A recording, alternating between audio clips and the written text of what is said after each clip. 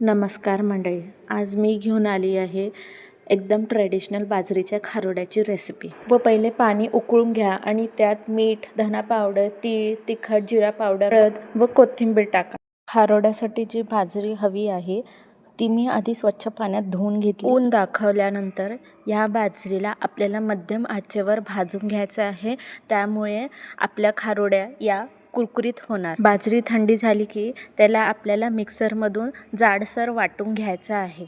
मिक्सरमधून वाटलेल्या बाजरीच्या पिठाला आपल्याला उकळत्या पाण्यात टाकायचं आहे आणि याला मध्यम आचेवर मिक्स करायचं आहे. पाण्याला एक उकळी आली की कुकरचं झाकण लावून घ्यायचं आहे आणि किमान 4 ते 5 शिट्ट्या होऊ द्यायच्या आहेत. कुकर थंड झालं की या मिश्रणाला एका पातेल्यात काढून घ्यायचं आहे. हे मिश्रण थंड होईपर्यंत आपण पुढची तयारी करूया. आता खारोड्या घालण्यासाठी मी एक प्लास्टिक आधी स्वच्छ पाण्यात धुवून घेतलं आहे. जिथे ऊन असेल त्या ठिकाणी आपण खारोड्या घालण्यासाठी बसूया. जे आपण मुगवड्या घालतो त्याच आकारात आपल्याला खारोड्या घालायच्या आहेत. या बारीक बारीक आणि छोट्या छोट्या खारोड्या आपण घालूया. छोट्या घातल्या त्यामुळे या खारोड्या पटकन उन्हात वाळून जाणार.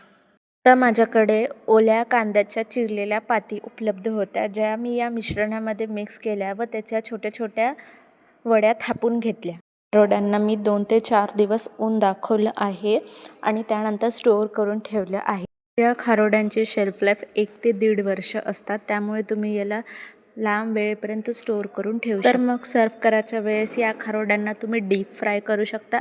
खारोड्या फुलून क्रिस्पी होतील. बस मग रेडी आहेत कुरकुरीत खारोड्या.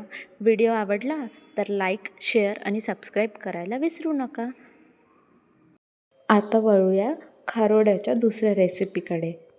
दुपारच्या छोट्याशा भुकेसाठी ही रेसिपी अगदी उत्तम आहेत आणि कमीच वेळात व काही क्षणात बनणारी ही रेसिपी तुम्ही नक्कीच ट्राय करून बघा. ज्यासाठी आवश्यकतेनुसार एका बाउलमध्ये मी खारोड्या काढून घेतल्या आहे. त्यात बारीक चिरलेला कांदा ॲड करायचा आहे.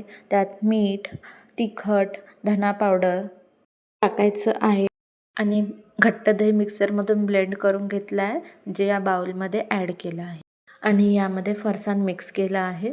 तुम्हाला पाहिजे असेल तर तुम्ही शेव पण ॲड करू शकता. माझ्याकडे शेव उपलब्ध नव्हता, त्यामुळे यामध्ये मी फक्त फरसाण मिक्स केला आहे. सर्वांना एकजीव करून घ्या आणि लहान बाउलमध्ये सर्व करा. बस तर मग झाली तुमची रेसिपी तयार. अगदी कमीच वेळेत, कमी क्षणात तयार होणारी ही खारोड्यांची रेसिपी तुम्ही नक्की ट्राय करून पहा आणि रेसिपी कशी झाली हे कमेंटमध्ये सांगायला विसरू नका. तर अशाच नवनवीन रेसिपीसाठी माझ्या चॅनलला सबस्क्राईब करा. चला तर मग भेटूया पुढच्या भागात.